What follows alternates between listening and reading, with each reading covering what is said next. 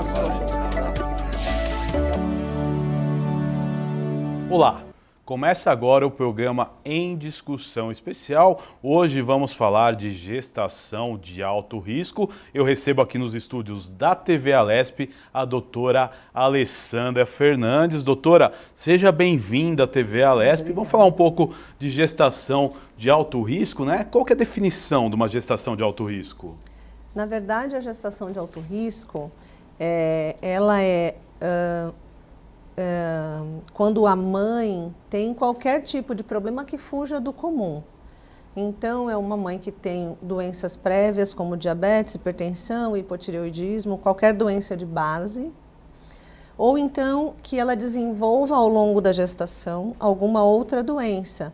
Ela não é pré-diabética, mas ela desenvolve uma diabetes gestacional. Tudo que foge, né, ao comum, ao pré-natal normal, que demande um cuidado especial, é denominado gestação de alto risco. Inclusive algumas alterações fetais também. É um feto que não se desenvolve direito, é uma placenta que está falhando, que está insuficiente, entra tudo na mesma nomenclatura de gestação de alto risco. Agora, doutora, um fator importantíssimo é o pré-natal, né? Como funciona o pré-natal de alto risco?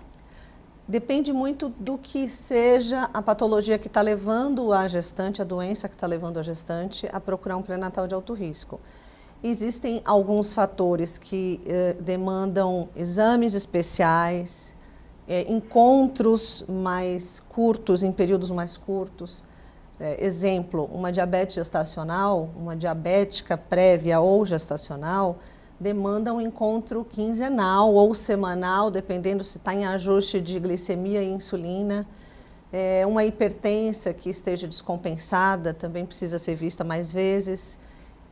Já uma gestante que tem alteração de tireoide, se ela estiver compensada, a gente pode levar um pré-natal de encontros mensais. Mas todas as gestações de alto risco demandam um cuidado maior, alguns exames especiais, e geralmente encontros com uma periodicidade menor. Agora, quais são esses exames e quando, né, geralmente, numa gravidez é diagnosticado o alto risco?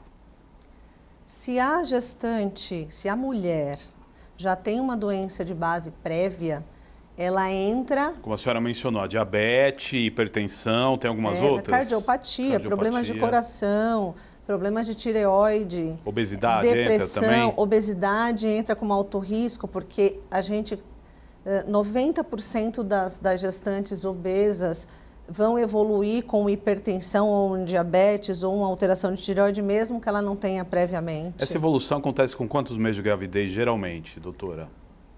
A diabetes e a hipertensão gestacional, elas se desenvolvem geralmente a partir da segunda metade.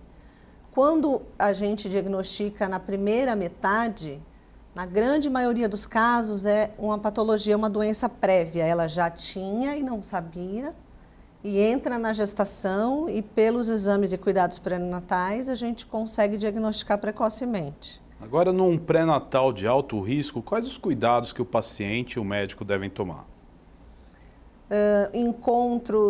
Os encontros são menos espaços, tem maior periodicidade, como eu já falei.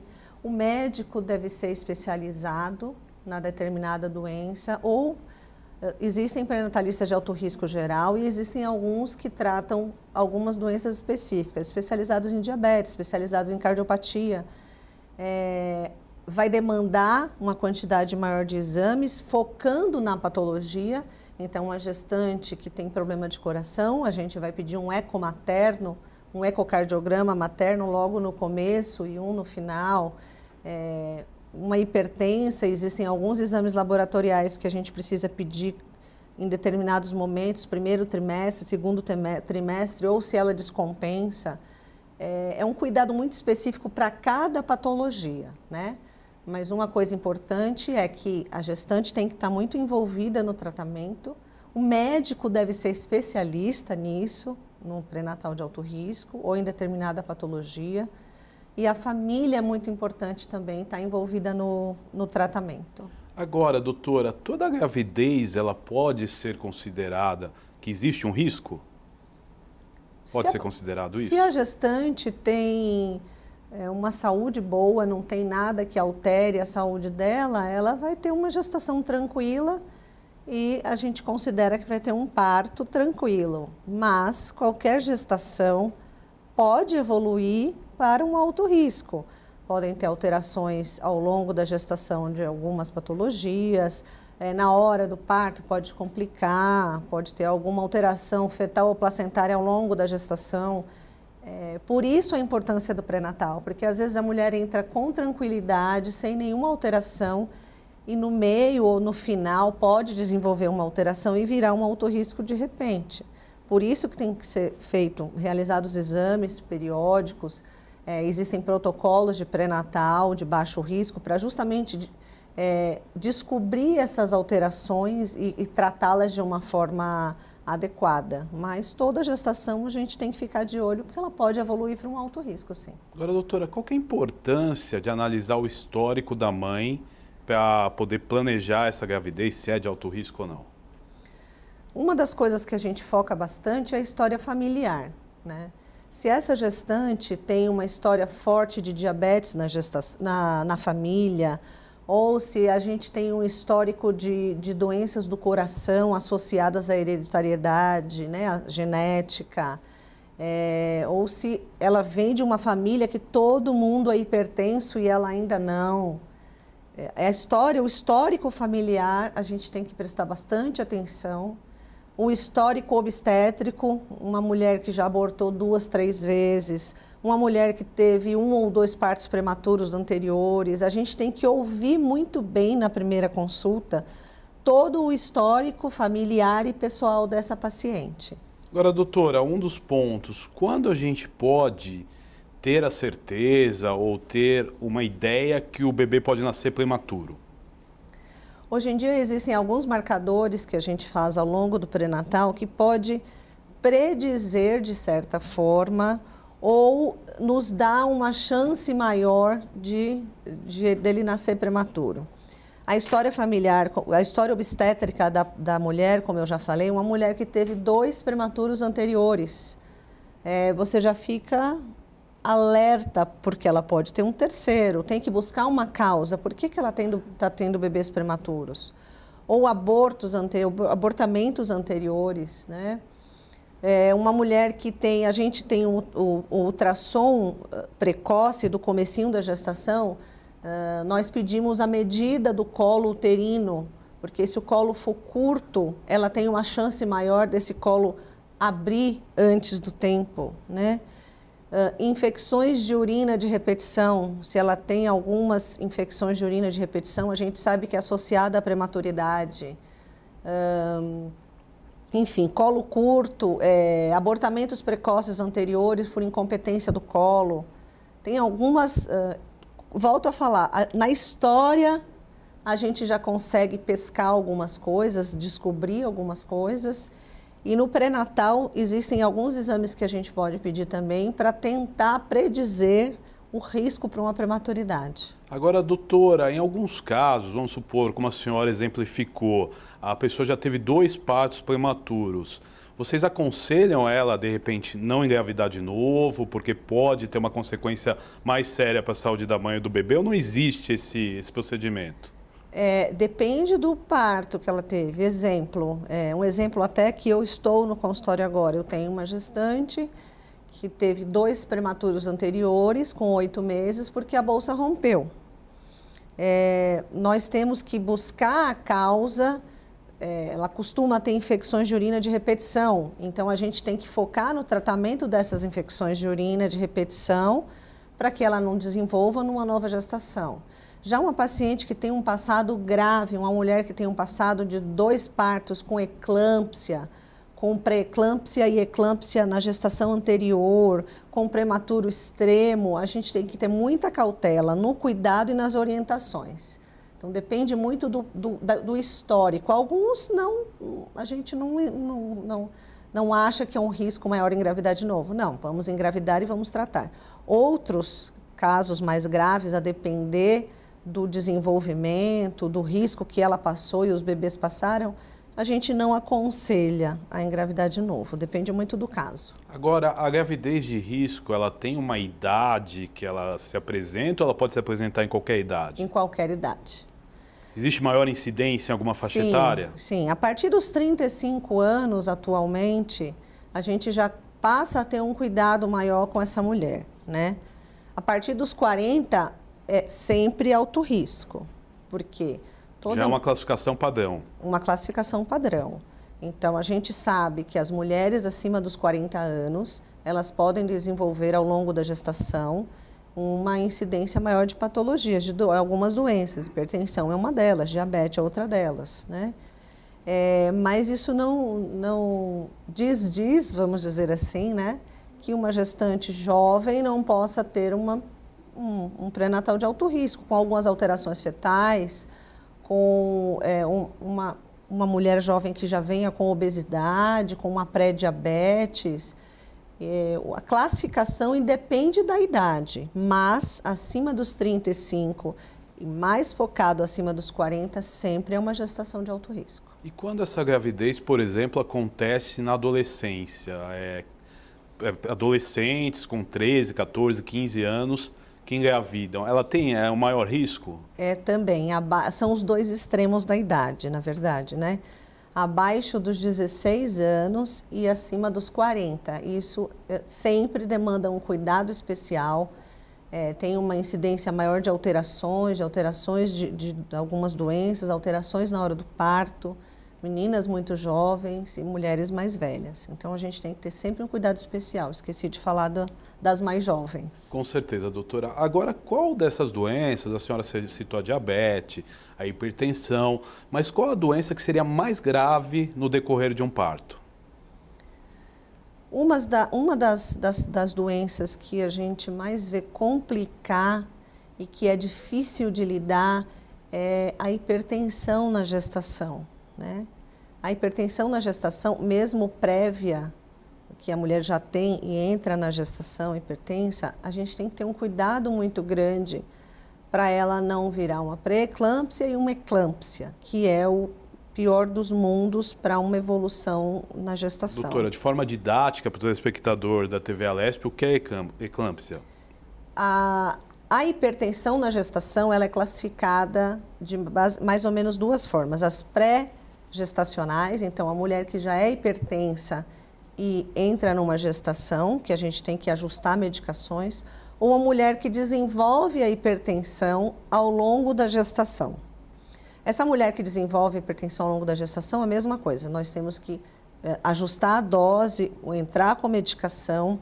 Quando ela evolui mal, e a gente tem alguns exames até que predizem ou que indicam isso, ela aumenta muito a pressão descompensa e ela pode entrar num quadro grave de convulsão secundária ao pico de pressão. Isso chama eclâmpsia. Eclâmpsia, então, seria a convulsão. A mulher convulsiona, se bate como se fosse uma epilepsia, uma convulsão. E ela pode desenvolver epilepsia, não? Não tem associação? Essa convulsão é associada ao pico alta. hipertensivo que desenvolve, causa isso. Tanto no final, na verdade, isso pode acontecer em qualquer momento da gestação, né? E até principalmente as 72 horas pós-parto também. Eu acho que, no geral e pela incidência, não é que seja a doença mais grave de todas, mas é a mais incidente que inspira mais cuidados, né? Doenças, algumas alterações cardíacas da gestante, nós temos que ter um cuidado muito grande, porque tem algumas doenças do coração que a gente até contraindica uma gestação, né? Quais, por exemplo, doutora? Uma hipertensão pulmonar.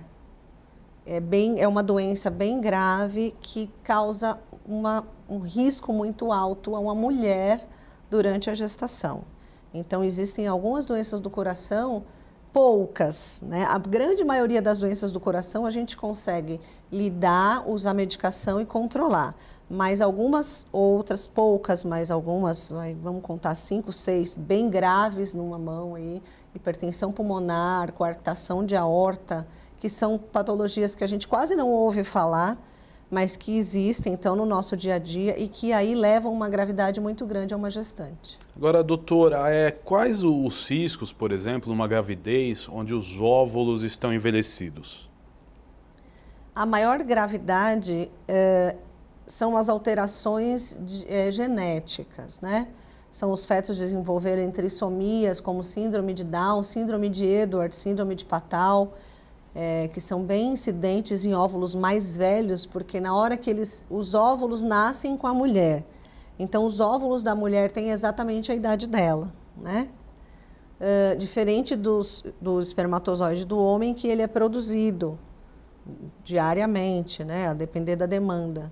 Então, esses óvulos envelhecidos, eles começam a ter defeitos e se dividir de uma forma estranha, né? Com um cromossomo a mais ou um cromossomo sexual a menos. E eu acho que o maior risco para mulheres com óvulos envelhecidos são as alterações genéticas. Fora que ela não ovula todo mês, então ela já tem uma dificuldade maior de engravidar. E quando engravida, pode ter alteração genética. Eu gosto de falar sempre que hoje em dia nós temos muitas mulheres depois dos 40 que engravidam. Isso é comum no meu consultório. Eu tenho mulher de 48 anos, grávida. Então eu quero chamar a atenção aqui que não é aquilo que se pensa que toda mulher depois dos 40 vai ter alteração genética, ou vai ter trissomia, ou vai ter síndrome de Down. Não é assim. Aumenta o risco, dobra de 0,5% para 1%, para 2% aos 40 anos, mas ainda assim é uma porcentagem pequena. Ao longo desses anos, cada ano que a mulher faz a mais, 41, 42, 45, isso já vai aumentando. Mas aquilo antigamente que se pensava que toda mulher, depois dos 40, tinha um filho com síndrome de Down ou com alguma outra síndrome, isso não é verdade. A gente tem muitos exemplos hoje em dia de mulheres mais velhas que engravidam normalmente e que os filhos são normais. Na rotina do seu consultório, a mulher com maior idade que está grávida no momento, 48 anos que apareceu assim? 52. 52. E como é uma gravidez numa mulher de 52 anos? Quais os cuidados? Especificamente, essa mulher, essa paciente, na verdade, a de 48 e a de 52, né? Ambas em inseminação artificial. A gente tem que fazer pesquisa profunda de síndromes genéticas, né? Acompanhar essa gestação muito de perto, porque são mulheres que podem desenvolver, como eu já falei, doenças típicas da idade. A gente tem que usar geralmente uma carga hormonal muito alta para essa gestação se manter de uma forma saudável. E um cuidado muito próximo, como eu falei, a paciente tem que estar... Geralmente essas pacientes mais velhas que engravidam por inseminação, elas já vêm com um cuidado muito grande, elas se cuidam muito, né? E a gente tem que dar um cuidado maior também. Eu tive uma única gestante de 54 anos que ela engravidou naturalmente. Naturalmente. Mas isso não é comum, Entendo. É muito difícil. E geralmente são esses cuidados, né? Nós temos várias vezes que repor hormônios, suplementos vitamínicos, cuidar das doenças associadas à idade, como o desenvolvimento de hipertensão. É uma gestação bem cuidadosa. Agora, doutora, a senhora abordou o tema da inseminação artificial. Toda gravidez que vem de uma inseminação artificial é considerada uma gravidez de risco?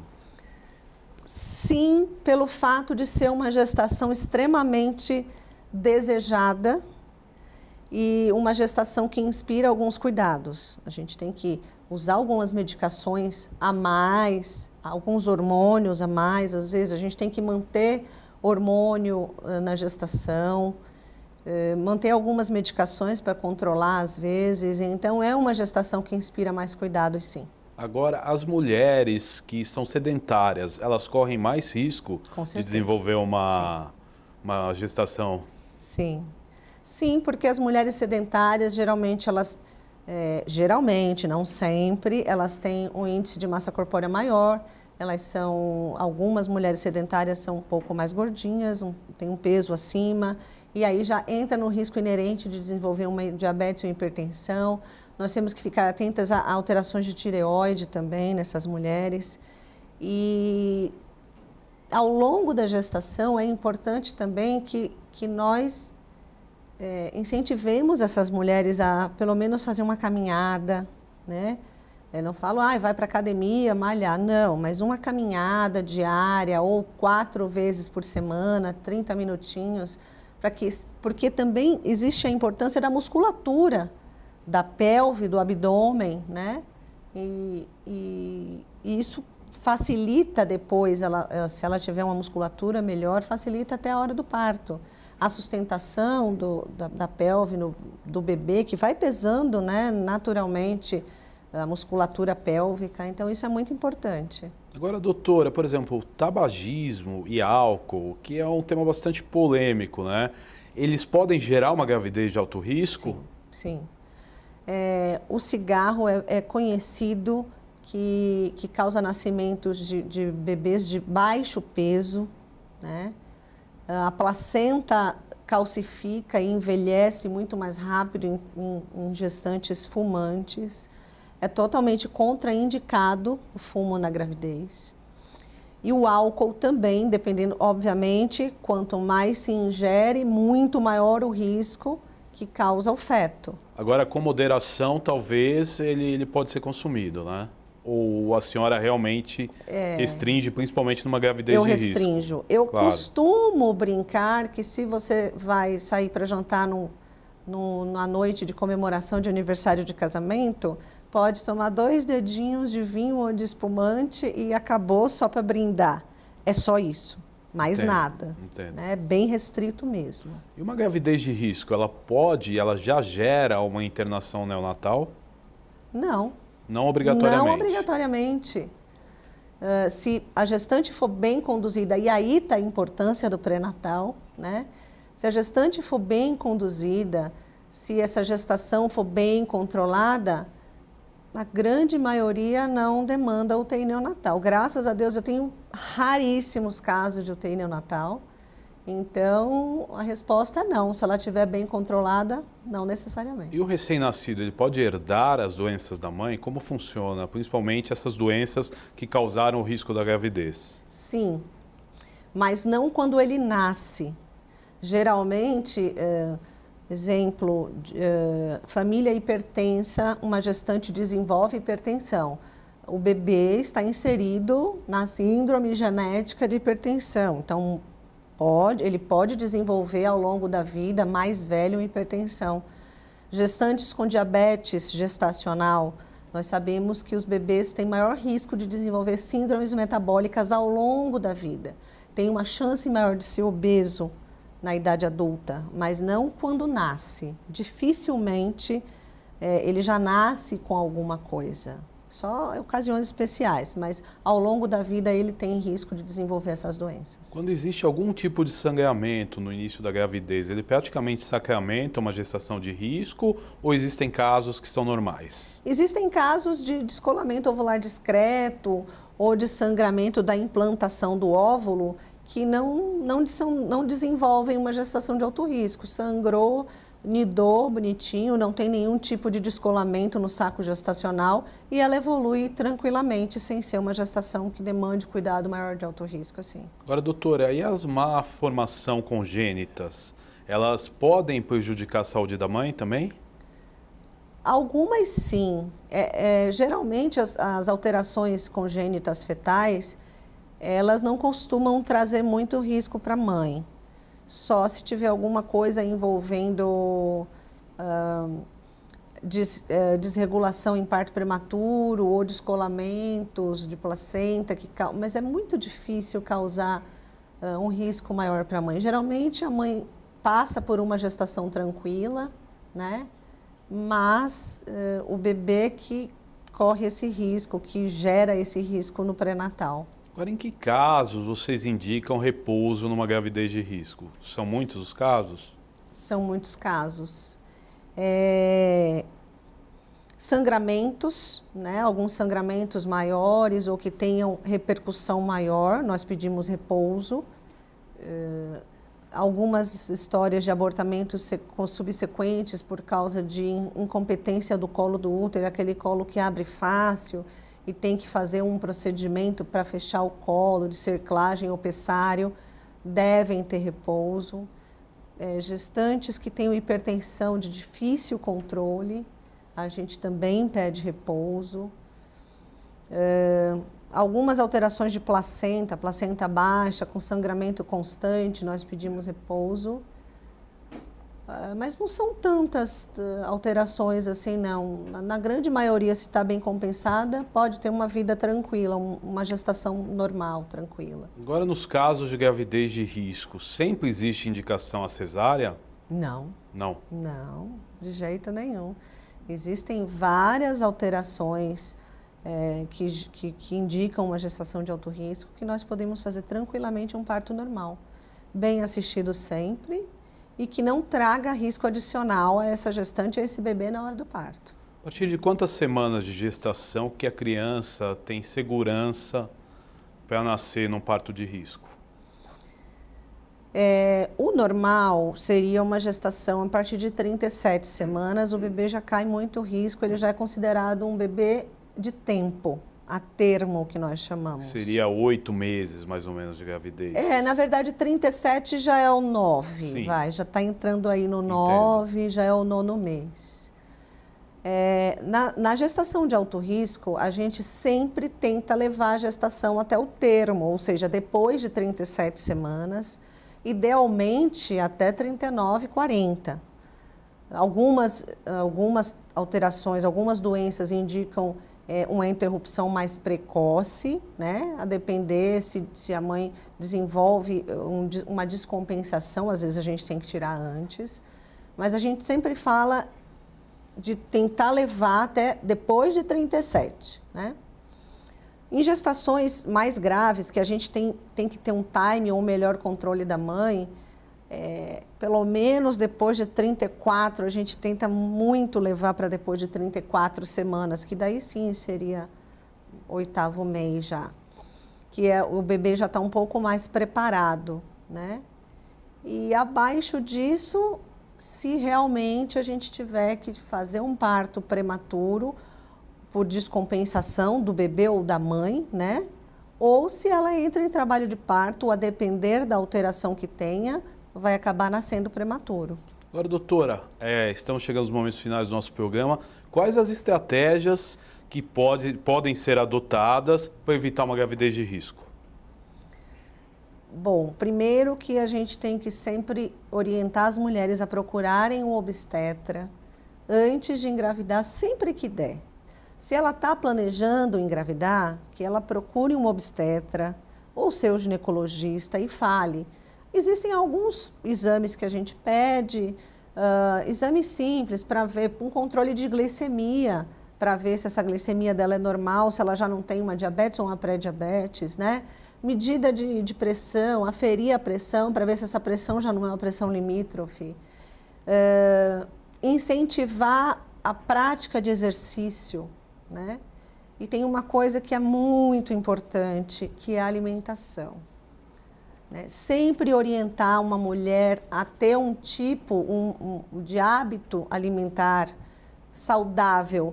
Geralmente eu peço para passar na nutricionista antes de engravidar, porque eu quero que ela mude o hábito, seja para perder um pouquinho de peso que está em excesso, ou para já se acostumar daquela alimentação saudável que ela vai ter ao longo da gestação, porque o bebê, ele se desenvolve melhor, obviamente, quando a mulher tem uma dieta balanceada. A gente vê que existem algumas mulheres que engordam 30 quilos e têm um bebê de 2,7 kg, e outras que engordam 6, 7 e têm um bebê de 3,5 kg, né? Por quê? Porque ela está comendo bem, ela está ingerindo coisas boas, e aí o bebê acaba se desenvolvendo melhor. Quero agradecer a doutora Alessandra Fernandes. No programa Em Discussão Especial de hoje, nós falamos de gestação de alto risco. Você pode ver e rever este e outros programas em nosso canal no YouTube. Até nosso próximo encontro. Valeu!